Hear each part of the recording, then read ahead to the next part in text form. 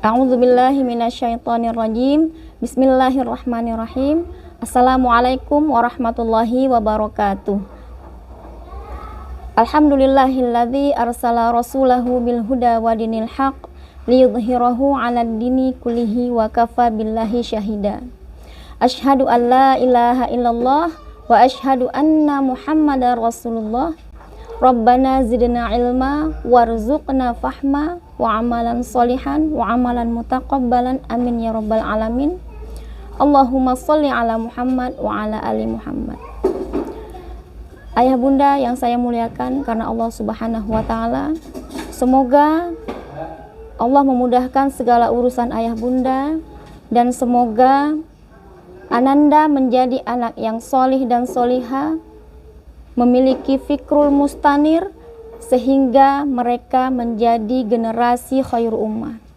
Sebagaimana di dalam firman Allah subhanahu wa ta'ala di dalam surah Al-Imran ayat 110, A'udzubillahi minasyaitonirrajim. Bismillahirrahmanirrahim.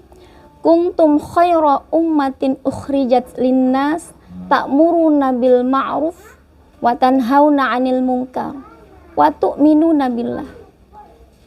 Kamu adalah umat yang terbaik yang dilahirkan untuk seluruh manusia, menyuruh kepada yang ma'ruf, mencegah kepada yang mungkar. Lalu mereka beriman kepada Allah subhanahu wa ta'ala.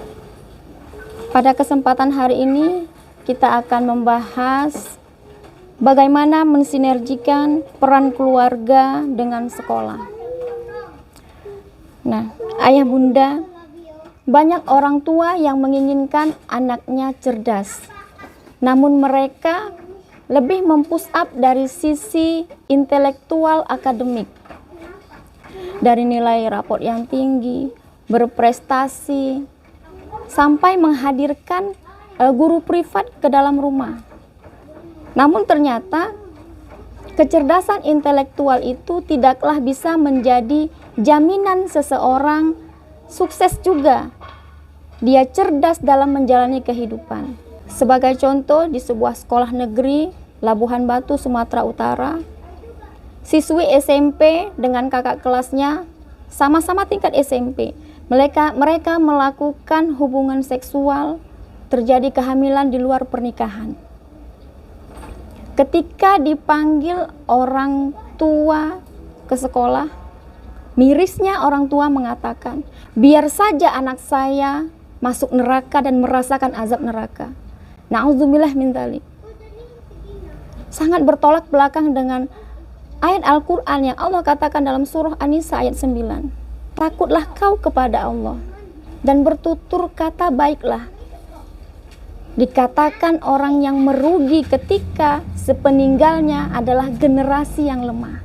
Sebenarnya yang sangat berperan melahirkan generasi fikrul mustanir adalah yang pertama, keluarga.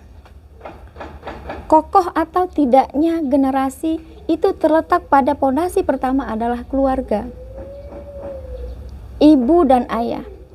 Ibu adalah pendidik yang utama dan paling utama bagi generasi.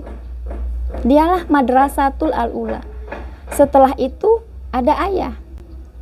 Maka ayah dan ibu harus memiliki satu visi dan misi. Generasi ini mau dibawa kemana? Ananda ini mau dibawa kemana?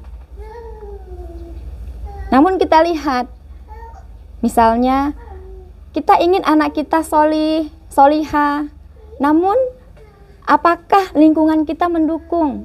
Di tengah ananda ingin baik, tapi lingkungannya dekat dengan narkoba misalnya, atau menghadapi anak pulang sekolah tantrum, bagaimana menghadapinya? Langkah apa yang harus kita lakukan? Di tengah era generasi Z ini ya, ini generasi yang luar biasa dekatnya dengan akhir zaman ayah bunda. Jadi perlu bagi ibunda untuk memahami thaqafah Islam. Kenapa saya katakan begitu? Karena memang Islamlah yang menjadi pondasi yang kuat ketika anak tidak bersama kita. Kalau sepemantauan kita, anak mungkin bisa kita lihat, kita bisa pantau. Namun ketika dia di luar, maka kita harus mempersiapkan bagaimana anak kita ketika keluar rumah, dia akan menjadikan Islam sebagai perisai bagi dirinya, untuk membentengi dirinya dari kemaksiatan. Jadi bisa ayah bunda ikut parenting. Apa itu parenting? Memperbaiki pola asuh. Karena terkadang ada pola asuh yang salah terhadap ananda. Kadang kita sadari, kadang juga tidak disadari, sehingga itu menyebabkan inner child pada diri anak kita. Bisa ikut diklat, menghadiri kajian, mendekatkan diri dengan Islam lah.